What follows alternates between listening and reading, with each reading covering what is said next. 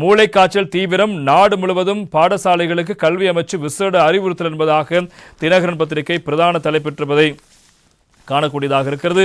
அந்த செய்தி குறித்தும் நாங்கள் இப்போது விரிவாக பார்க்கலாம். தற்போது நாட்டின் சில மாகாணங்களில் பரவும் ஆண்ட்ரோ வைரஸ் மெனிஞ்சைட்டிஸ், அதாவது மூளைக்காய்ச்சல் என்ற நோய் தொடர்பில் செயற்பட வேண்டிய விதம் குறித்து சுகாதார மற்றும் வெகுஜன ஊடக அமைச்சினால் கல்வி தொழிற்கல்வி அமைச்சுக்கு அறிவுறுத்தப்பட்டிருக்கிறது. இது தொடர்பில் கல்வி அமைச்சின் செயலாளர் நாளுக்கு கழுவவே மாகாண கல்வி பணிப்பாளர்களுக்கு விசேட சுற்றறிக்கை ஒன்றை அனுப்பி வைத்திருக்கின்றார். அதன் பிரதிகள் மாகாண ஆளுநர்களுக்கும் மாகாண பிரதம செயலாளர்களுக்கும் மாகாண கல்வி அமைச்சு செயலாளர்களுக்கும் அனுப்பி வைக்கப்பட்டுள்ளன.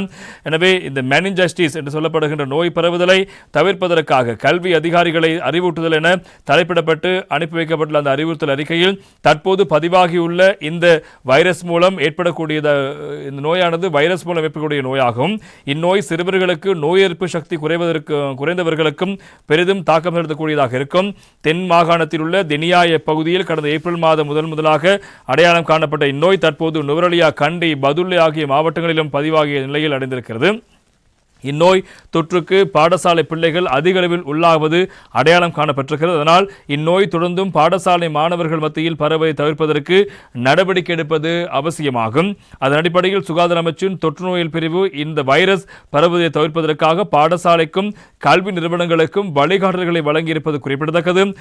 அசுத்தமடைந்த நீர், உணவு மூலம் அசுத்தமடைந்த கைகள் மூலம், சுவாச தொகுதியில் இருந்து வெளியாகும் சளித்துளிகள், நோயாளருடன் நெருங்கி பழகுதல் மூலம் சுவாச தொகுதியூடாக நோய் தொற்றுவதற்கான வாய்ப்பும் அதிகம் இருப்பதாக சுட்டிக்காட்டப்படுகின்றது.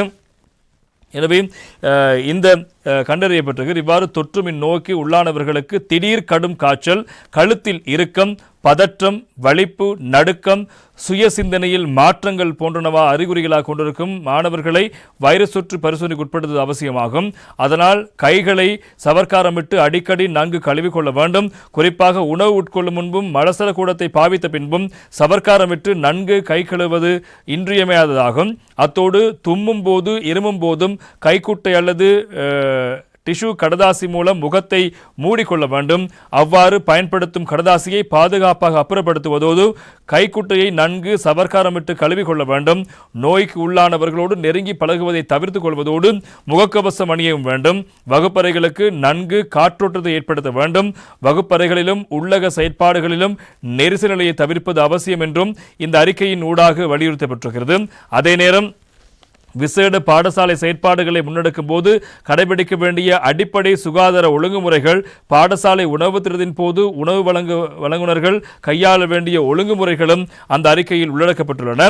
இந்த ஆலோசனை வழிகாட்டல்கள் தொடர்பில் அதிக கவனம் செலுத்தி மாகாணத்தில் உள்ள சகல பாடசாலை அதிபர்களுக்கும் அறிவுறுத்த நடவடிக்கை எடுக்குமாறு அமைச்சின் செயலாளர் அந்த அறிக்கையில் மேலும் சுட்டிக்காட்டியிருப்பதை நாங்கள் காணக்கூடியதாக இருக்கு. இந்த மூளைக்காய்ச்சலுக்கான இந்த வைரஸ் தொடர்பான விடயத்தில் மக்கள் மிகுந்த கவனமாக இருக்க வேண்டும் என்பதாக சுட்டிக்காட்டப்படுகிறது. அதே போல இன்னும் ஒரு அறிவுறுத்தலும் வழங்கப்படுகிறது. லங்காதி பத்திரிகை அந்த செய்திக்கு தலைப்பிடுகிறது.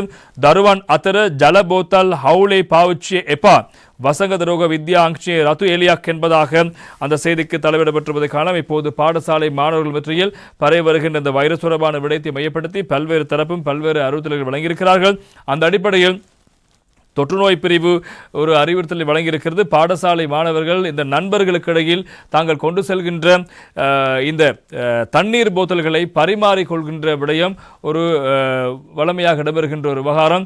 நண்பனுடைய தண்ணீர் போத்தலை எடுத்து தண்ணீர் குடிப்பது அல்லது அதோட தண்ணீரை இன்னொரு போட்டலுக்கு ஊற்றி கொடுப்பது உள்ளிட்ட பல விடயங்கள் நட்பின் பரிமாற்றமாக இடம்பெற்றுக் கொண்டிருக்கும். ஆனால் அவ்வாறு செய்யக்கூடாது என்று உங்கள் பிள்ளைகளை அறிவுறுத்துமாறு சுகாதார பிரிவு இப்போது தெரிவித்திருக்கிறார்கள். லங்காதி அந்த செய்தி இடம்பெற்றிருக்கிறது. எனவே பிள்ளைகள் தங்களுடைய தண்ணீர் போத்தல்களை பரிமாறிக்கொண்டு இன்னொரு எச்சில்பட்ட தண்ணீர் போத்தலை மற்றொரு பருகின்ற போது அவருக்கு சில வேளை வைரஸ் இருந்தால் பரவ வாய்ப்பு இருக்கும். எனவே இன்னும் ஒருவருக்கு வைரஸ் பரவ வாய்ப்பு இருக்கும். எனவே தாங்கள் கொண்டு செல்கின்ற தண்ணீர் போத்தலை தாங்கள் மாத்திரமே பயன்படுத்த வேண்டும் என்று பிள்ளைகளுக்கு அறிவுறுத்தி அனுப்புங்கள். எனவே நோய்வாய்ப்பட்ட பிள்ளைகள் அவர்கள் தள்ளி இருக்க பழக்கி வைத்துக் கொள்ளுங்கள். அதே போல நோய்க்குள்ளான பிள்ளைகள் இருக்குமாக சந்தேகத்துக்கிடமான நோய் அல்லது சந்தேகமாக இருந்தால் அவர்களுக்கு மாஸ்க் அணிந்து அனுப்புகின்ற போல செயற்பாடுகளை மேற்கொள்ளுங்கள். எனவே இந்த விடயத்தில் மிகுந்த கவனமாக இருக்க வேண்டும். தொடர்ச்சியாக பாடசாலை மாணவர்கள் அதிக நெரிசல் மிக்க வகுப்பறைக்குள் இருக்கின்ற மாணவர்கள், எனவே அவர்களுக்குள் பரவுவதற்கான வாய்ப்பு அதிகம் இருக்கும். இவ்வாறு சுகாதார பழக்க வழக்கங்கள் உங்கள் பிள்ளைகளுக்கு சொல்லிக் கொடுத்து அவர்களை நாளைய தினம் பாடசாலை அனுப்பது நடவடிக்கை மேற்கொள்ளுமாறும் இந்த அறிவுறுத்தலில் சுட்டிக்காட்டப்பட்டிருப்பதை இன்றைய லங்காதி பத்திரிகை அதனை தலைப்பாக வழங்கியிருப்பதை நாங்கள் காணக்கூடியதாக இருக்கிறது.